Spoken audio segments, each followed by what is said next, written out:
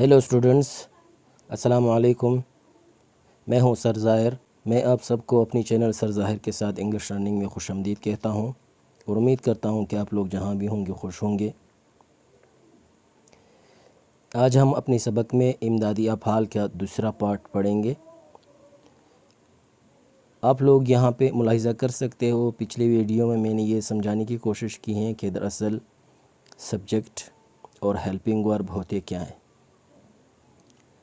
एक स्टूडेंट के लिए अगर वो इंग्लिश पढ़ना चाहते हैं और सीखना चाहते हैं तो उसके लिए सबसे ज़्यादा और अहम चीज़ ये है कि वो सब्जेक्ट को पहचान ले कि अगर मैंने एक फिक्रा लिखना है या पढ़ना है इंग्लिश में या उसको ट्रांसलेट करना है तो उसके लिए एक इंतहाई ज़रूरी है कि वो सब्जेक्ट को पहचान ले कि सब्जेक्ट है क्या।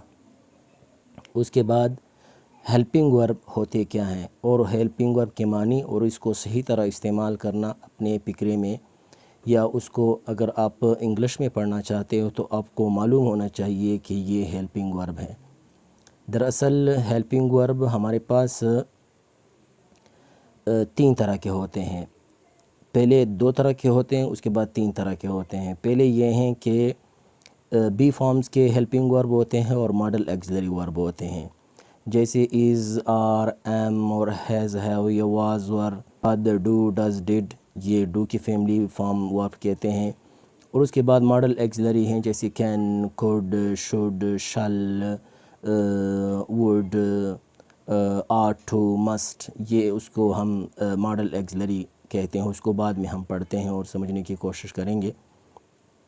यहाँ पे मैंने ये पिछले वीडियो में भी ये समझाने की कोशिश की है कि दरअसल हेल्पिंग वर्ब होते क्या हैं और उसको हम किस तरह अपने इंग्लिश में इस्तेमाल कर सकते हैं और पढ़ सकते हैं।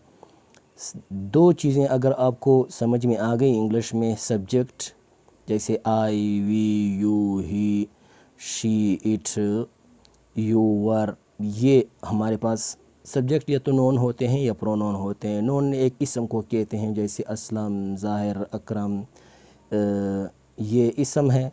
और प्रोनोन इसको कहते हैं जैसे आई, इट, ही, शी, असलम वगैरह, इसको हम प्रोनोन कहते हैं। दे, यू, वी।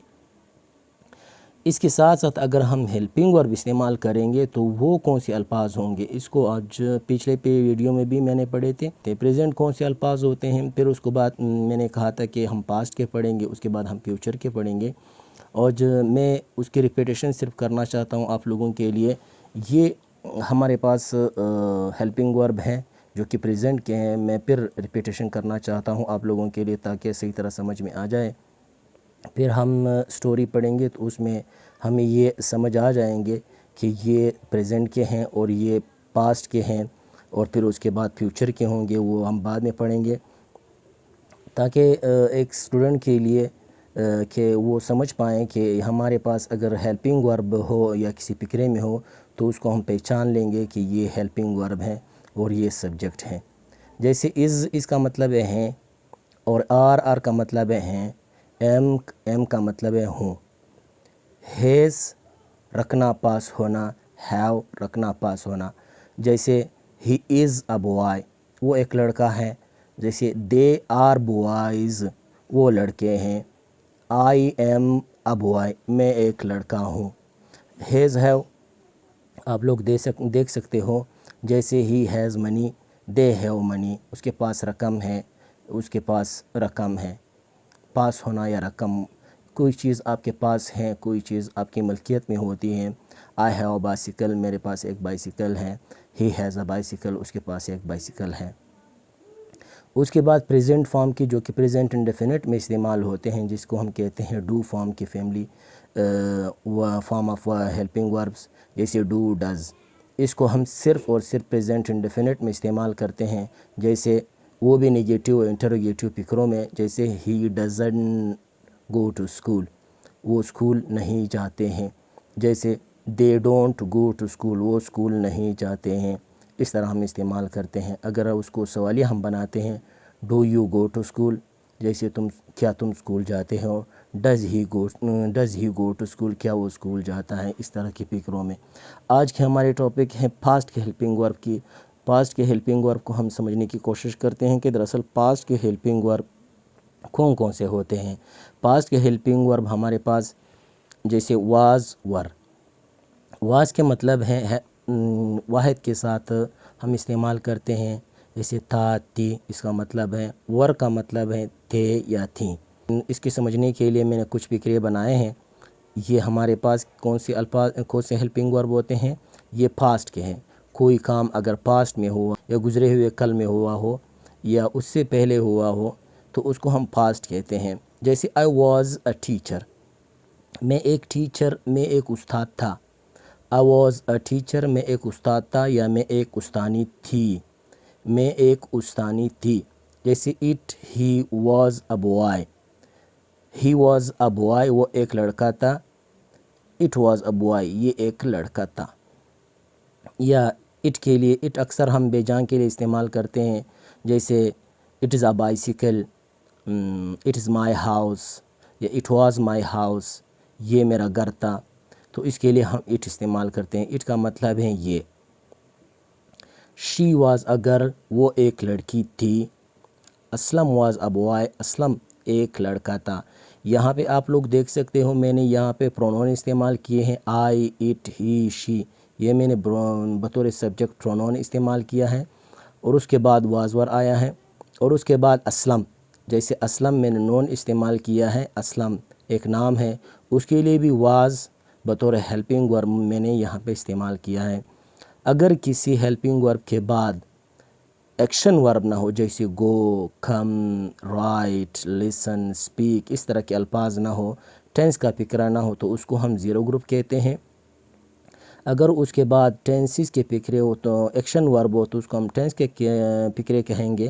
اگر اس کے بعد نون، جیسے یہ بوائے، گرل، ٹیچر، اس طرح کے الفاظ ہو تو اس کو ہم زیرو گروپ کہتے ہیں۔ یہ سارے فقرے ابھی میں نے زیرو گروپ کے، پاسٹ کے زیرو گروپ کے بنائے ہیں، آپ لوگ دیکھ سکتے ہو۔ اور اس کے بعد ہیں ور کے کچھ فقرے جو میں نے بنائے ہوئے ہیں۔ ور یہ واحد کے لیے استعمال ہوتا ہے، سنگل، واحد، ایک کے لیے استعمال ہوتا ہے، اور یہ جمع کے لیے استعمال کیا جاتا ہے۔ جیسے they were boys، they جمع ہے، وہ لڑکے تھے، they were، ور کے مطلب آپ دیکھ سکتے ہو تھے یا تھیں۔ they were boys، وہ لڑکے تھے، they were boys، وہ لڑکے تھے۔ آپ لوگ یہاں پہ دیکھ سکتے ہو boys جمع ہے، boy یہاں پہ واحد ہے اور یہاں پہ جمع ہے boys، اسی لیے یہاں پہ they آیا ہوا ہے، اور یہاں پہ ہیلپنگ ورب بھی بطور ور آیا ہوا ہے۔ ور کا مطلب ہے تھے یا تھیں۔ they were boys، وہ لڑکے تھے، they were girls، وہ لڑکیاں تھیں۔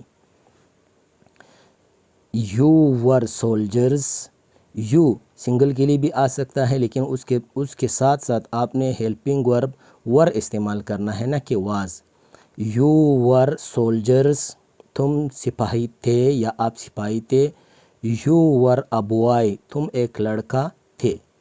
صحیح، آپ لوگ ایک لڑکے کے لیے بھی استعمال کر سکتے ہو، یا بہت سے سولجرز یا لڑکوں کے لیے بھی، جمع کے لیے بھی استعمال کر سکتے ہو۔ اس کے بعد ہے we were students، ہم طالب علم تھے۔ we were students، ہم طالب علم تھے۔ آپ لوگ دیکھ سکتے ہو we بطور، یہ اس کو ہم پرونون کہتے ہیں۔ we، you، they، he، she، it، I، اس کو ہم پرونون کہتے ہیں۔ اسلم، اکرم، اس کو ہم کہتے ہیں نون۔ یہ بطور سبجیکٹ ہمیشہ ہمارے فقروں میں استعمال ہوں گے۔ ہم طالب علم تھے، we were students، آپ لوگ دیکھ سکتے ہو اسٹوڈنٹ معنی طالب علم۔ جیسے اگر یہاں پہ اسٹوڈنٹ ہو تو ہم کہیں گے he was a student، وہ ایک طالب علم تھا۔ ابھی یہاں پہ اسٹوڈنٹس ہے، طالب علم جمع ہے، تو ہم کہیں گے we were students، ہم طالب علم تھے۔ اس کے بعد پاسٹ کا ہیلپنگ ورب دو اور ہیں، اس میں سے ایک ہیڈ آئیں گے۔ جیسے یہاں پہ ہیز ہے، یہاں پہ ہیڈ ہے۔ یہ ہیز ہے اور ہیڈ، یہ پرفیکٹ کے ٹینسز میں استعمال ہوتے ہیں، لیکن اگر زیرو گروپ میں ہو، اس کے بعد ایکشن ورب نہ ہو، تو نون ہو یا جیسے منی، اپن، یا جو بھی آپ کی ملکیت میں ہو، تو اس کو ہم زیرو گروپ کہتے ہیں۔ یا پوزیسیو کے ملکیتی فکرے ہم کہیں گے.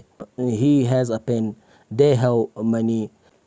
یہاں پہ ہیڈ ہے, آپ لوگ اس کو دیکھ سکتے ہو. ہیڈ کا معنی ہے رکھنا یا پاس ہونا.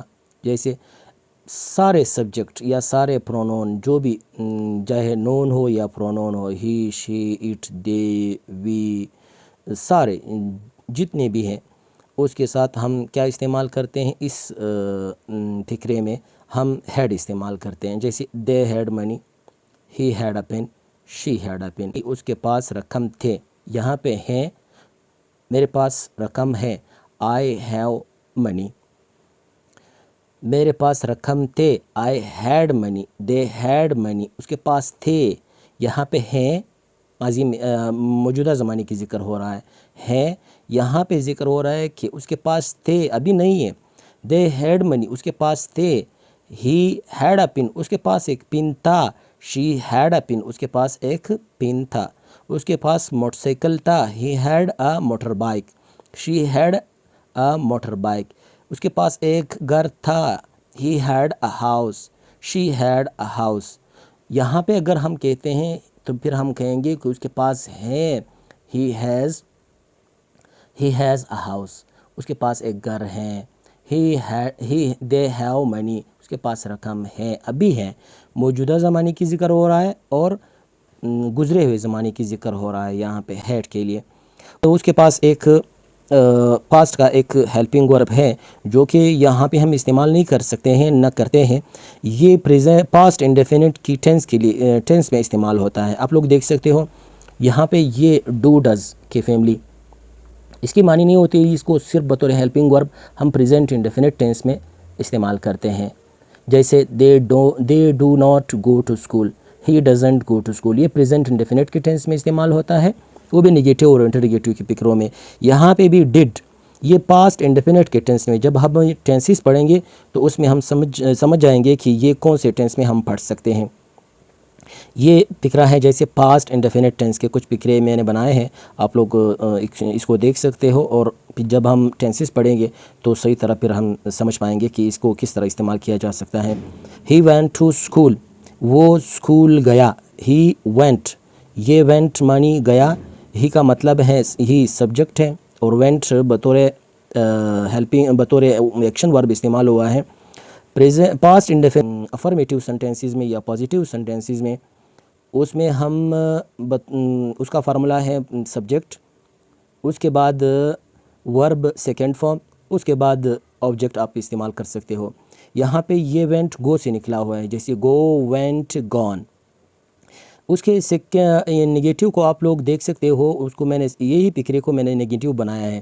جیسے he did not go to school, did آیا ہوا ہے بطور ہیلپنگ ورب, اس کے بعد ناٹ ہے, اس کے بعد گو ہے. He didn't go to school یا he did not go to school, وہ اسکول نہیں گیا تھا یا وہ اسکول نہیں گیا. Thank you. آپ لوگوں سے ایک گزارش ہے کہ اگر آپ لوگوں کو میری یہ کوش پسند آ جاتا ہے تو آپ لوگوں سے ایک بنتی ہے, گزارش ہے, آپ لوگ اس چینل کو سبسکرائب کر سکتے ہو, لائک کر سکتے ہو, شیئر کر سکتے ہو, تاکہ ہر آنے والی ویڈیو آپ تک بآسانی پہنچ سکے. آج کے لیے اتنا کافی ہے.